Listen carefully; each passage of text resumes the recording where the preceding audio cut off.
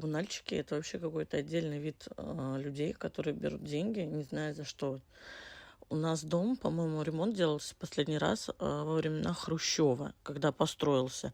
Так это ладно. Мы делаем ремонт, то есть все, доделали ремонт, все окей, проходит чуть больше полугода, осень.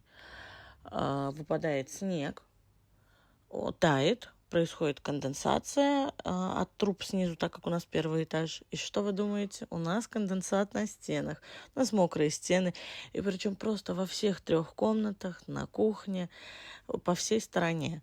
Мы идем в коммунальные, ну, в коммунальщикам, они говорят нам, типа, мы все сделаем. Они приходят, замазывают краской швы, и все на этом.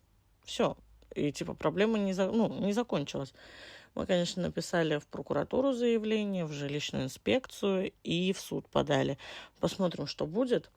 Но, знаете, они начали шевеление, начали приходить. Давайте мы сделаем акты. Я говорю, так вы же уже делали акты. Просто вы их не записали. А сейчас они хотят получить, типа, акты, потому что их по шапке начинают тормошить. Но не знаю, что из этого получится. Но я надеюсь, что хоть какую-то компенсацию за желтые обои мы теперь получим.